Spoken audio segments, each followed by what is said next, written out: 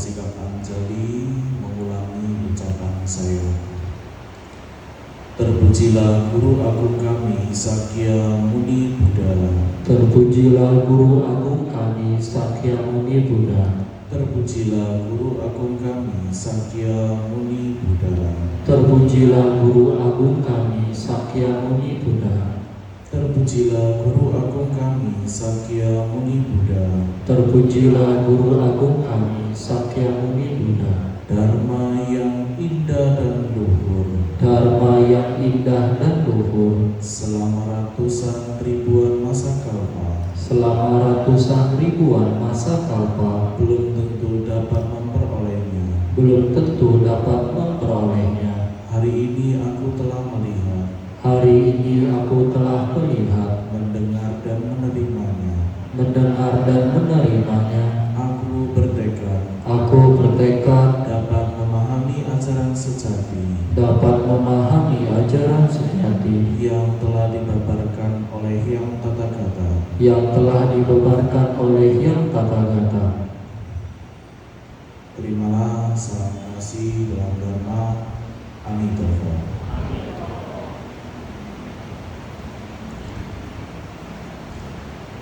Saudara-saudari Dharma yang suku kasihi,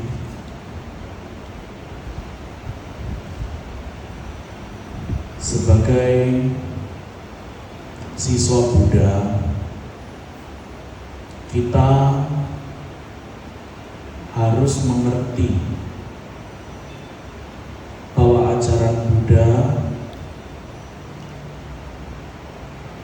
bisa membebaskan kita dari penderitaan, baru mengantarkan kita merealisasi kebahagiaan. Pada umumnya, kalau kita sedang berdoa, kita selalu mengharapkan hal-hal yang baik. Ya, pada saat kita berdoa, kita selalu mengharapkan hal-hal yang baik. Mungkin kita berdoa agar jasmani kita selalu sehat, agar hati kita selalu damai dan bahagia. Doanya yang baik, nggak ada orang yang doa untuk diri sendiri jelek. Kalau doain orang lain jelek ada. Kalau doain diri sendiri jelek kayaknya nggak ada. Nggak ada kan? Siapa yang di sini berdoa, Buddha Bodhisattva semoga hidup saya makin sengsara? Nggak ada. Tapi kalau Buddha Bodhisattva semoga tetangga saya yang tukang gosip besok hidupnya makin lama makin susah, itu ada. Itu ada. Ya, oke. Yang ingin Subhas adalah kita selalu mengharapkan hal-hal yang baik untuk diri kita, dan itu disampaikan di dalam doa pengharapan. Tapi kita lupa satu hal. Ajaran Buddha itu tahapannya adalah kita harus bisa menyelesaikan penderitaan kita dulu. Maksudnya penderitaan di sini apa? Kita harus menyelesaikan semua karma-karma kita dari masa lalu.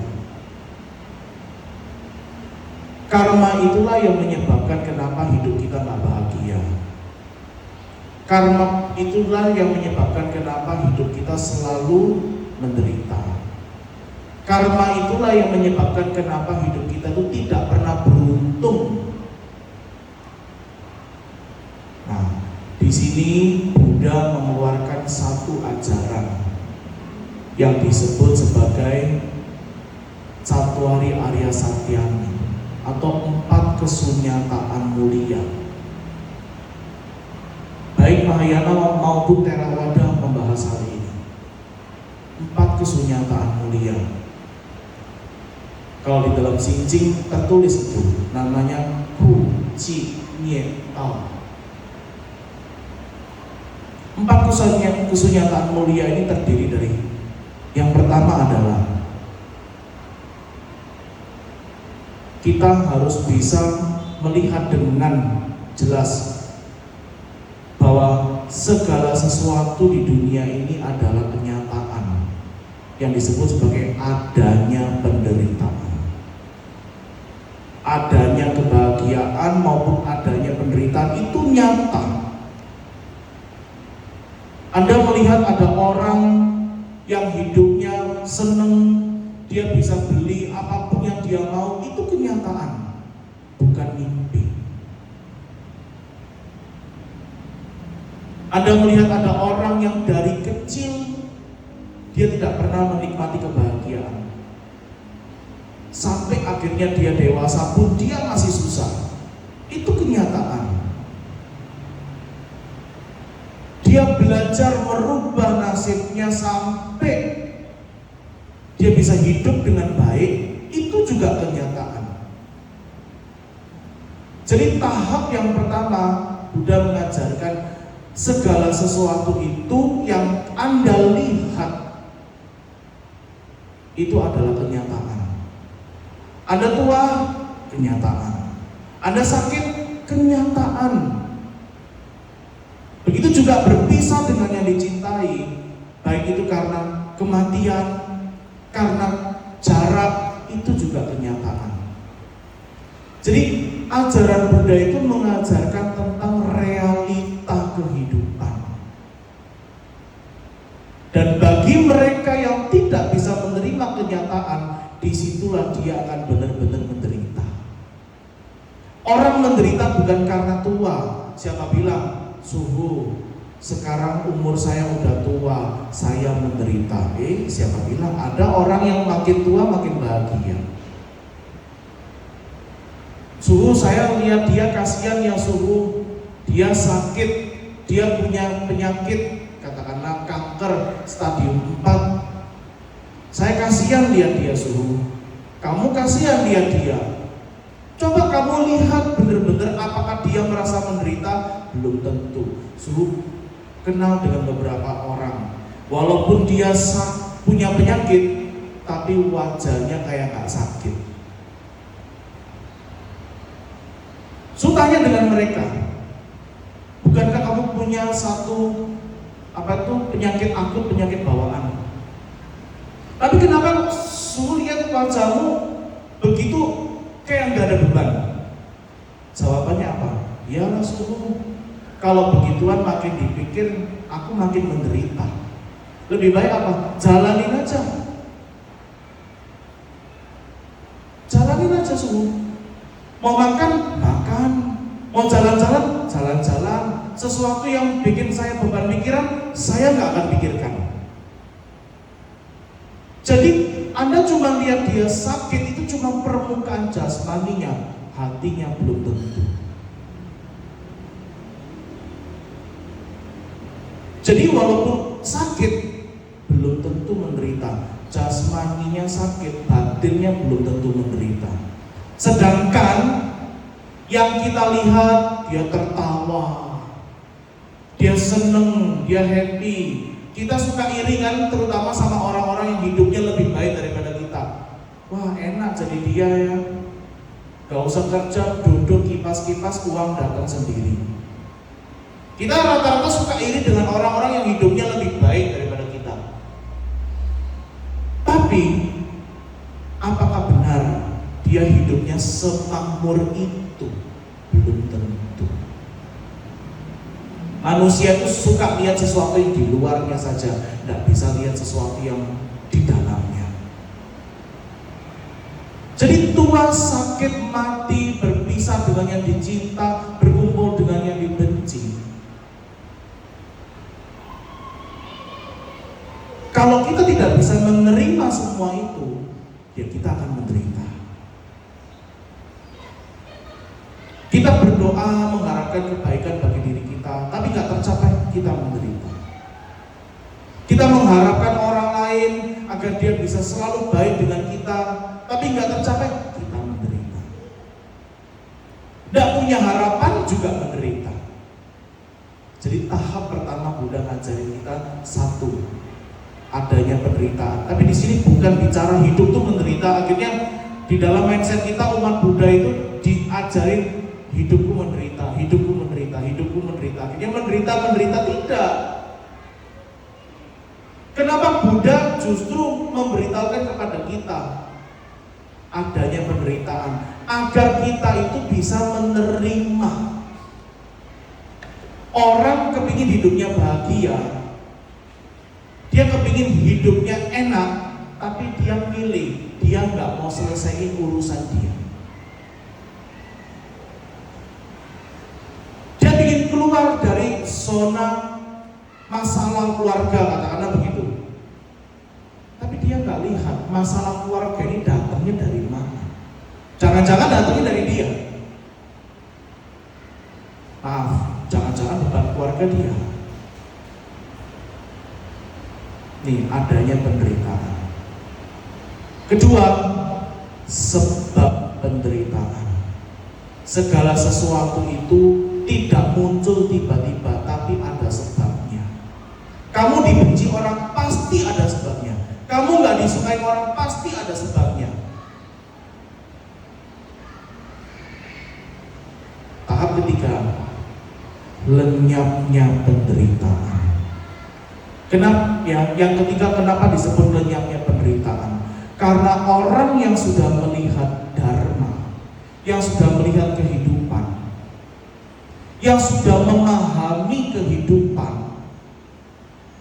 melalui ajaran Buddha yang dia pahami, maka orang ini walaupun hidupnya secara duniawi dia belum punya seperti orang lain, punya mobil mewah, punya rumah mewah, tapi karena dia sudah hidup sesuai dharma, melihat dharma, dia bahagia. Siapa bilang orang punya mobil pasti dia orang paling bahagia? Enggak. Baru kemarin ada satu umat, aduh suhu, saya kira punya mobil enak, begitu mobil masuk bengkel susah. 1 tahun saya harus buang duit berapa untuk bawa dia ke bengkel. Wajah saya aja saya nggak pernah poles. Lebih baik saya berwajah jelek daripada uang saya pakai buat ke salon dandan ini. Tapi mobil saya ini suhu 1 tahun jajan berapa kali?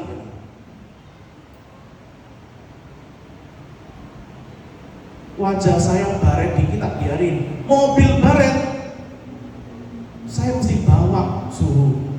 Nah, ini manusia aneh ya. Mobilnya dipoles-poles bagus, wajahnya nggak apa, jelek nggak apa-apa. Tapi ya begitulah kenyataan. Kenapa disebut orang yang sudah melihat ajaran Buddha dia bahagia? Karena ketika dia sudah paham ajaran Buddha, dia sudah tidak hidup dalam kebodohan. Karena yang dulunya dia nggak ngerti, sekarang dia jadi ngerti. Contoh. Ada satu orang yang tiap hari mengalami keluhan sakit perut. Kemana-mana dia sakit perut, minum obat apapun nggak manjur.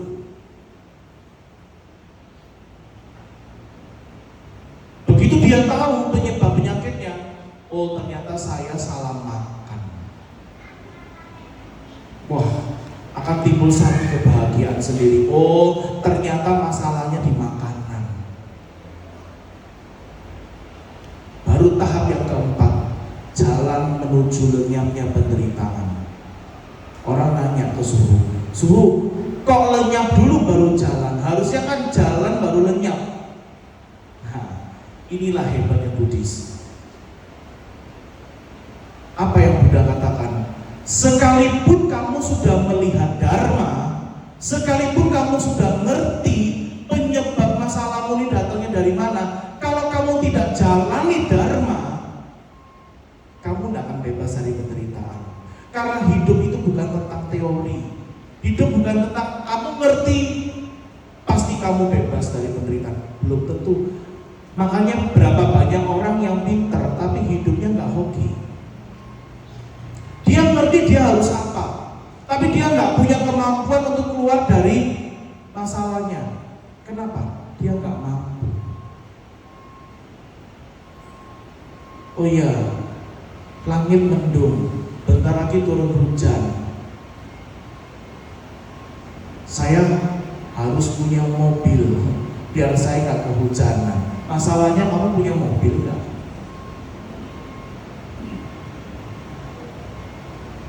Orang hidup itu nggak cuma sebatas ngerti, tapi juga harus mampu. Makanya kenapa Buddha disebut Liangcu Sengcun. Buddha ini sempurna dua hal. Satu, sempurna pengetahuannya atau yang disebut kebijaksanaan. Kedua, sempurna perilakunya.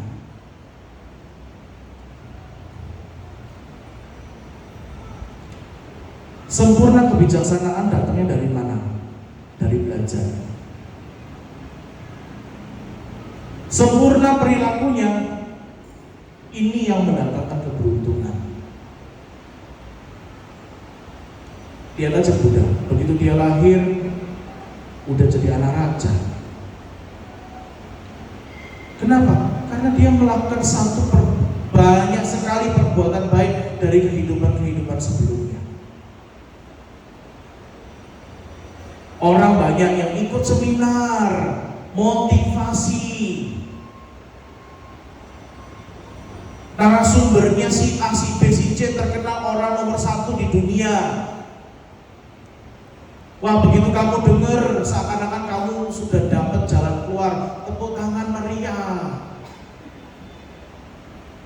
Ngerti, paham. Begitu pulang, PLN juga bunyi kalau nggak dibayar. Begitu pulang, buka tudung saji, makanan juga nggak ada. Malah orang yang cuma lulusan SD, dia nggak ngerti apa-apa, tapi banyak orang-orang di sekeliling dia ini orang yang bisa bantu dia kerja, bisa bantu dia memecahkan satu masalah. Ini orang hoki. Jadi lebih milih mana? Lebih milih jadi orang hoki atau jadi orang pintar? Hah? Milih jadi orang hoki atau jadi orang pintar? Hah? Orang?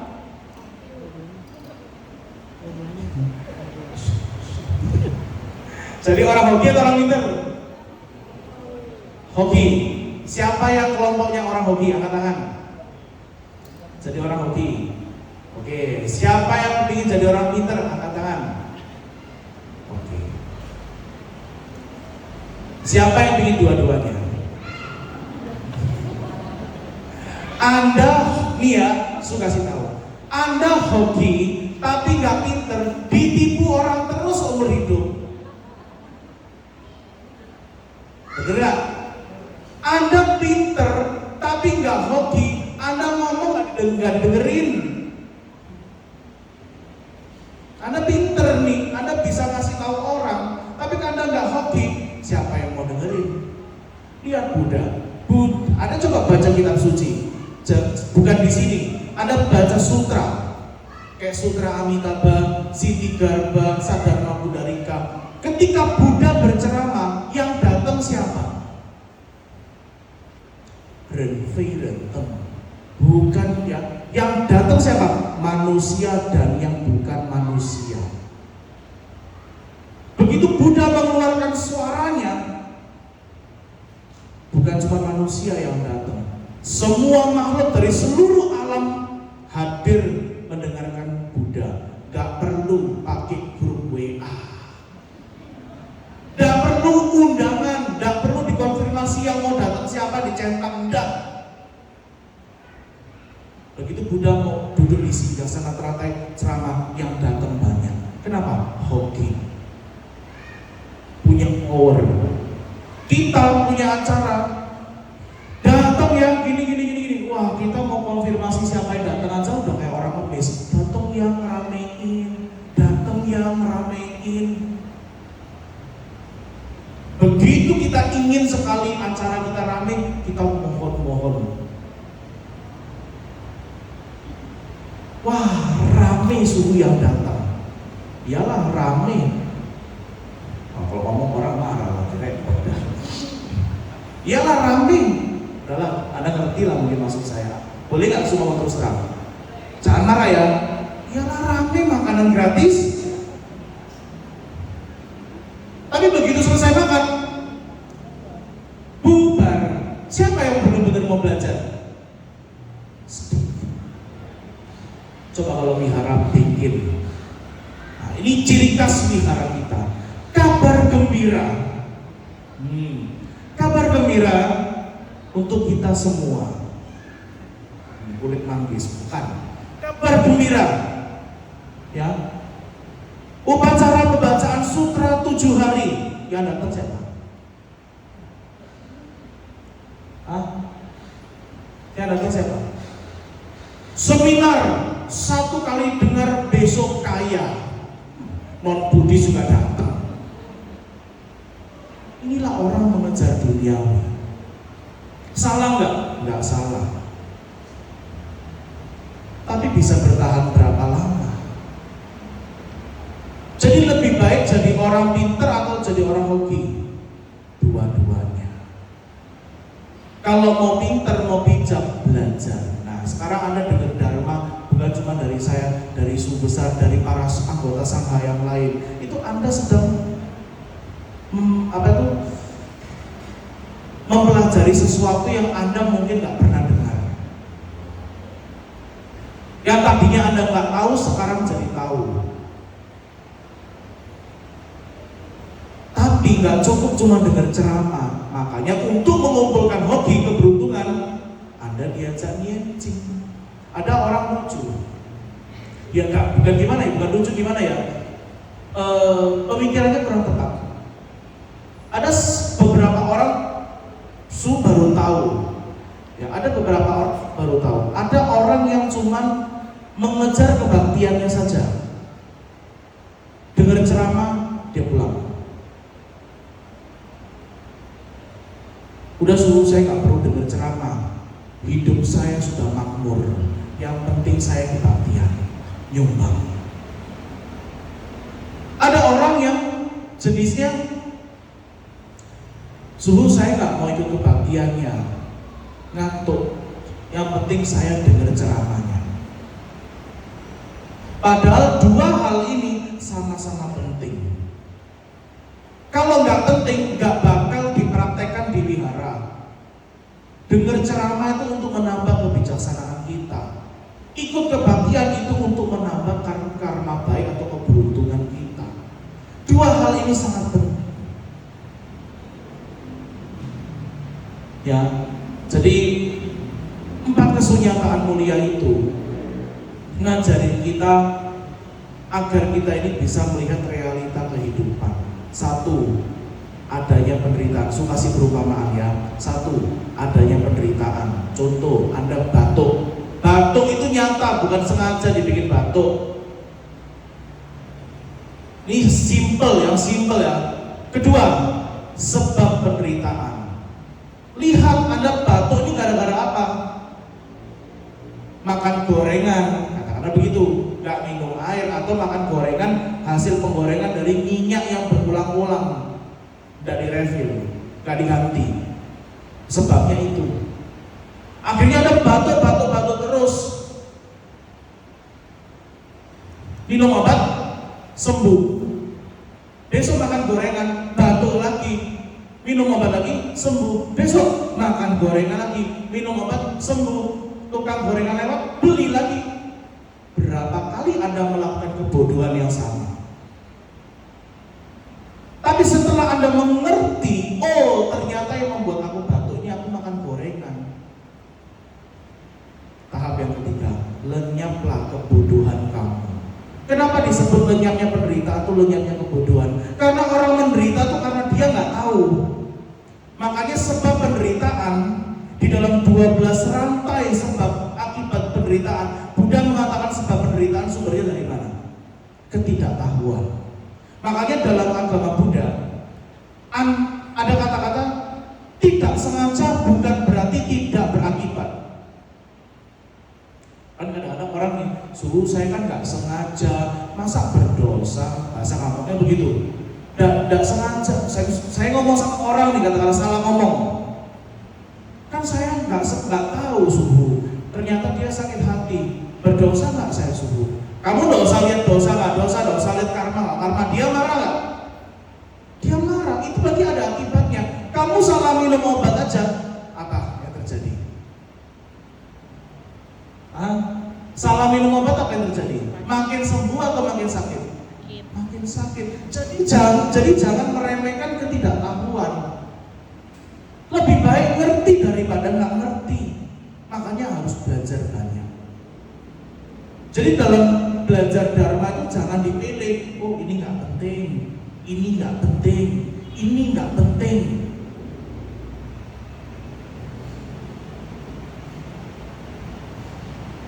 Kenapa suka begini?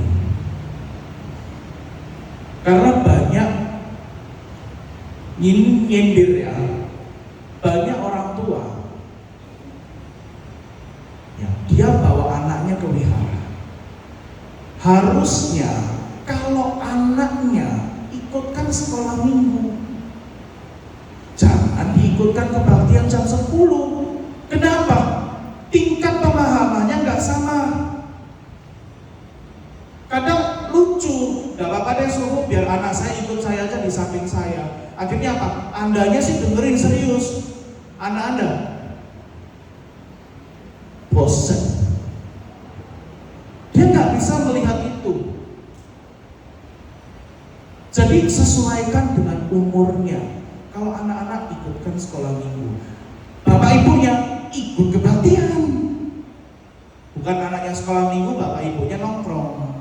Ini juga kebalik, ada yang lucu begitu. Jadi begitu sekolah minggunya selesai, orang tuanya juga selesai, sama-sama selesai, pulang bersama. Anaknya dapat berkah pengetahuan dharma, orang tuanya juga dapat berkah pengetahuan dharma.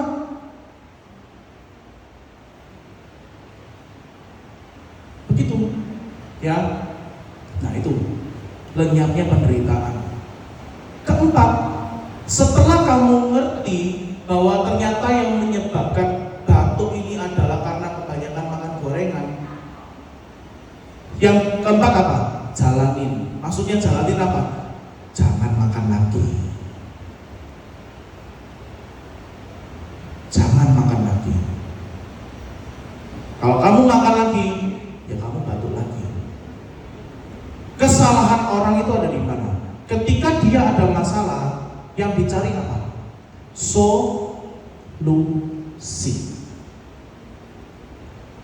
Ketika ada masalah yang dicari adalah solusi. Bukan salah, tapi kurang tepat. Tapi salah sih. Salahnya di mana? Sebelum kamu mencari solusi, yang kamu harus cari adalah masalah ini sebabnya dari mana. Kalau kamu cuma cari solusi, masalah selesai, kamu akan melakukan kesalahan lagi. Aku batuk. Oh iya, solusinya apa? Ke dokter, minum obat. Oke, ke dokter minum obat, sembuh, selesai. Tapi karena kamu tidak tahu kamu batuknya karena apa, kamu melakukan kesalahan lagi, makan gorengan lagi. Tapi kalau kamu sudah ngerti sebabnya, kamu akan lebih bisa jaga diri. Oh, ternyata tenggorokanku ini sangat sensitif, jadi aku tidak boleh banyak-banyak makan gorengan. Kecuali kalau memang Anda hobi ke dokter, silakan setor uang. Ya, paham nggak saya di sini? Kalau ada masalah, bukan cari solusi, cari sebabnya dulu. Sudah ngerti sebabnya, baru cari solusi. Setelah ketemu solusinya, jalanin. Setelah jalanin, jangan jatuh ke kebodohan yang sama. Banyak orang kalau lagi ada masalah, suruh kasih saya solusi, kasih saya solusi. Udah, suruh kasih solusi. Loh, kok nasibnya nggak berubah? Ternyata apa? Nggak dijalanin. Ngerti doang, jalanin enggak. Oke, ada satu cerita cerita. Cerita ini terdapat di dalam Sadharma Pundarika Sutra. Udah ngantuk ya? Gak apa-apa, semua mau ngantuk biarin aja, itu lah.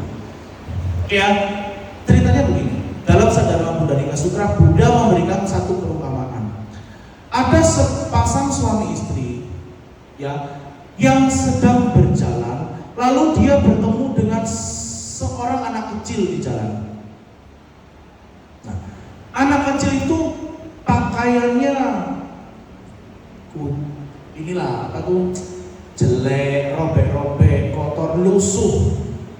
Lalu kedua orang ini, sepasang suami istri ini, timbul rasa iba. Nah, kamu kenapa? Kenapa kamu menggunakan baju seperti itu? Kenapa kamu tidak menggunakan baju yang rapi, baju yang bersih?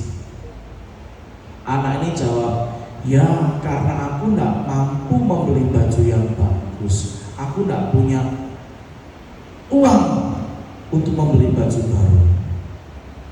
Udah ketemu kan sebab penderitaan yang baik.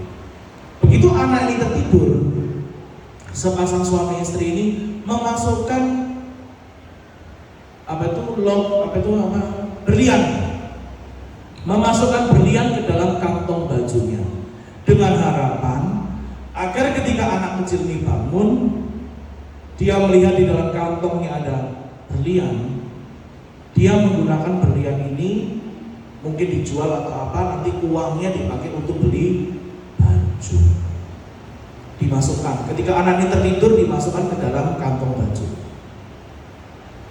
2 minggu berlalu, sepasang suami istri ini berjalan di tempat yang sama dan masih melihat anak ini berpakaian yang sama dengan kondisi yang sama.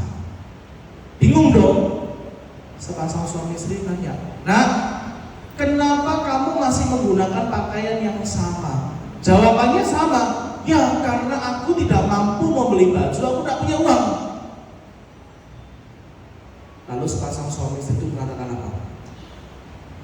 2 minggu yang lalu kami memasukkan berlian ke dalam saku bajumu dengan harapan agar kamu bisa menggunakannya, agar kamu memperoleh kehidupan yang lebih baik. Anak ini bukan, loh iya. Lihat, anak kecil ini seperti halnya kita.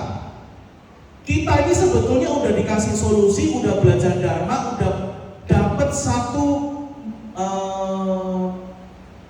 mustika batin, mustika yang baik di dalam diri kita, udah dimasukkan oleh Buddha, oleh Sangha. Anda ini udah ngerti.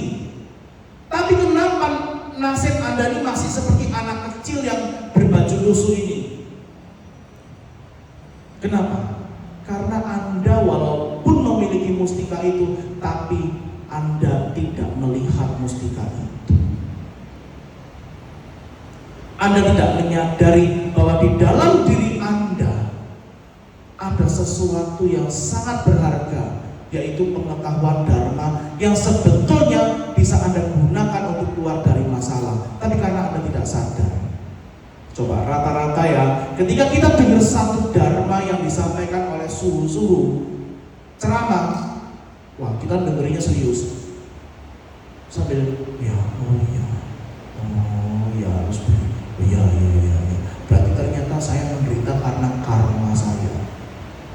Begitu Anda kena masalah, dharmanya ingat nggak? Nggak. Kenapa? Yang dipentingin apa? Marah. Egonya keluar. Binatangnya semua keluar. Kambing, monyet, semua keluar. Semua keluar. Lalu ada temannya atau keluarganya, ada peliharanya sekeluarga, kasih tahu, kamu tidak boleh gitu, ini memang karmamu. Terima nggak waktu digituin? Belum tentu. Enak aja karmaku, aku ini orang baik, itu dia yang jahat. Wah, nggak terima. Ada satu anak sekolah minggu sini, dia anaknya sangat baik dan paham dengan dharma yang disampaikan. Ketika orang tuanya marah-marah, anak ini ngomong, "Ma, Kata suhu nggak boleh marah-marah, menambah karma buruk. Lebih baik mama sabar. Mama harus demikian. Wah, ceramahnya anak demikianlah yang dia dengar.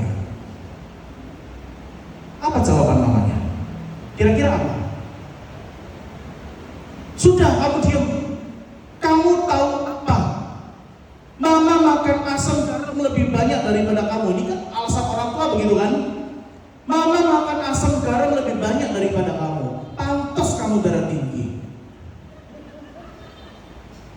Dikit-dikit marah, dikit-dikit marah, dikit-dikit marah. Kamu tidak bisa melihat dharma.